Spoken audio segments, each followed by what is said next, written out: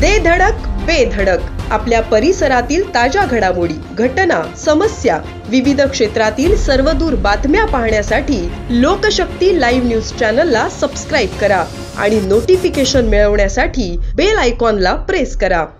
नवी मुंबईतील कामोठे सेक्टर 6 मधील ड्रीम सोसायटी फ्लॅट क्रमांक 104 मध्ये 70 वर्षीय गीता जग्गी आणि त्यांचा 45 वर्षीय मुलगा जितेंद्र जग्गी यांचा मृतदेह आढळला होता.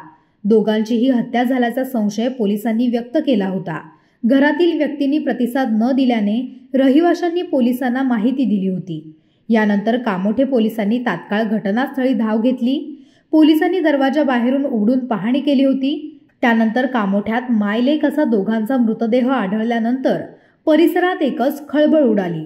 घरात LPG गॅस लीक असल्याचेही यावेळी आढळले होते.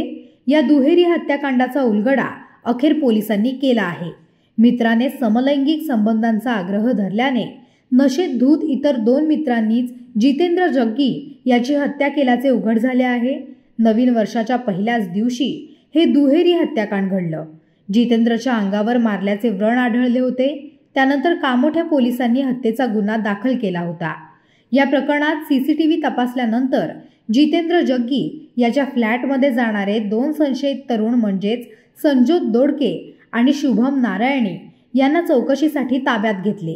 मृत जितेंद्र जग्गी आणि दोन्ही आरोपी एकमेकांना ओळखत होते. 31 डिसेंबरच्या रात्री जितेंद्र याने दोघांना त्याच्या घरी पार्टी करण्यासाठी बोलावलं होतं. या पार्टीमध्ये दारू प्यायल्यानंतर जितेंद्र याने दोन्ही आरोपींकडे समलैंगिक संबंध प्रस्थापित करण्यासाठी आग्रह केला. यामुळे शुभम नारायणी याने एक्सटेन्शन बोर्ड जितेंद्रच्या डोक्यात मारून त्याची हत्या केली. तर खून होताना पाहणाऱ्या गीता जग्गी याची संजोत दोडके याने गळा आवळून हत्या केली. त्यानंतर सिलेंडरचा स्फोट होऊन फ्लॅटमधील मृतदेह बेचिराग होतील या इराद्याने आरोपी गॅस सिलेंडर चालू करून पसार झाले होते. या प्रकरणी दोन्ही आरोपींना अटक करण्यात आली असून त्यांची कसून चौकशी पोलिसांमार्फत सुरू आहे. ड्रीमलँड सोसायटी त्याच्या एका फ्लॅट मधून गॅसचा वास येतोय, गॅस लीक होतोय. आधी आमचे बीट मार्शल तिथे गेले. बीट मार्शल तिथे गेल्यावर त्यांना लक्षात आलं की आतमधून दरवाजा बंद आहे.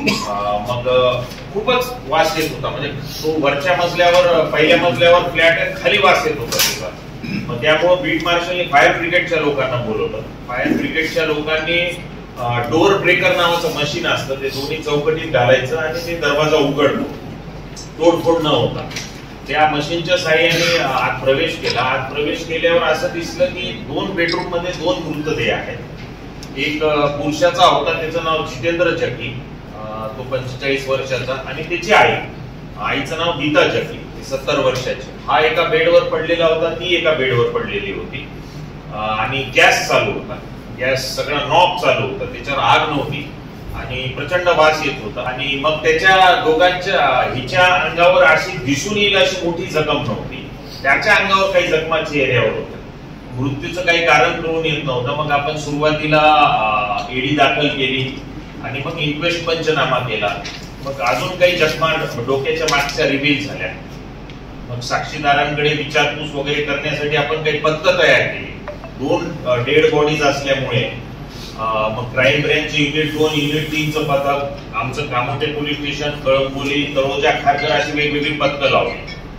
नेहमीप्रमाणे तुम्हाला माहितच आहे, आम्ही तांत्रिक तपास म्हणजे फुटेज चेकिंग झालं, आजूबाजूचे लोक, नातेवाईक, साक्षीदार चेकिंग झालं. मग त्याच्यामध्ये आपल्याला असं दिसून आलं की 31 तारखेला रात्री 12च्या सुमारास 2 व्यक्ती आत जातात फ्लॅटमध्ये. मग नंतर मला वाटतं 1:30च्या सुमारास तिघही एक खाली उतरतात, मयत आणि त्या 2 व्यक्ती.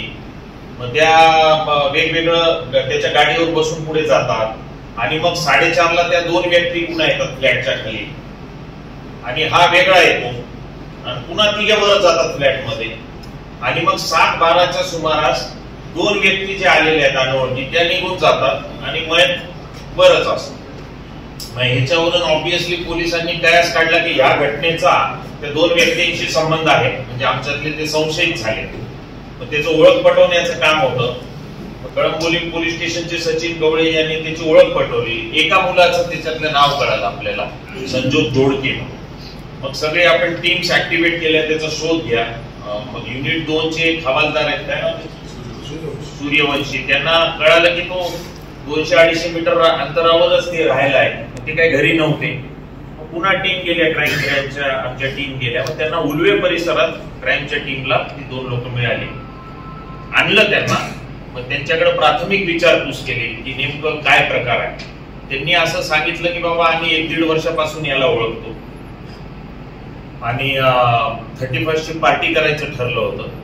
मग दारू विकत घेतली, ह्या संजोत दोडकेनी दारू विकत घेतली, म्हणजे दोघं सोबत होते, त्याच्या घरी आले, एकमेकाशी फोनवर संपर्कात होते, दारू पिली.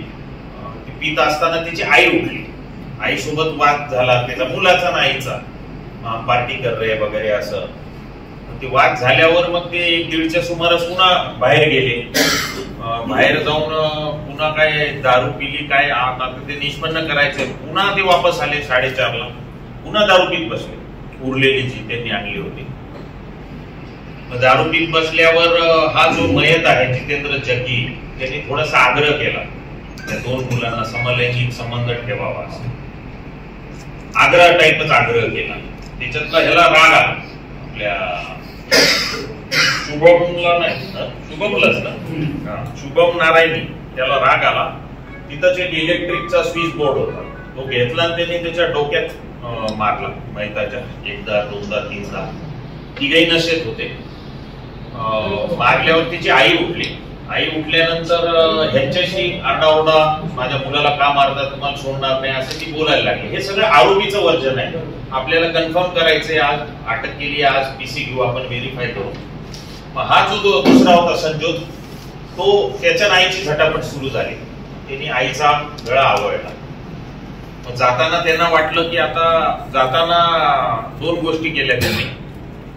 हा जो शुभम आहे, शुभम नारायणीनी ह्याचं मोबाईल, दोघांचे ह्याचं वॉलेट, त्यानंतर टॅब एक होता आणि काही छोटे मोठे दागिने असे ते घेतले. स्विगीची बॅग होती, मला वाटतं त्याचीच बॅग होती महिलाची, ती बॅग घेतली. आणि मग जाताना पुरावा नष्ट कसा करावा, दोघांनी डोकं लावलं. ते गॅस होते, गॅसचे सगळे ऑन केले. एक तो वास येणार नाही बॉडीचा, आणि मग काय स्फोट बीट होईल आणि सगळं नष्ट होईल असं त्यांना वाटलं असावं, आणि मग ते सगळे निघून गेले.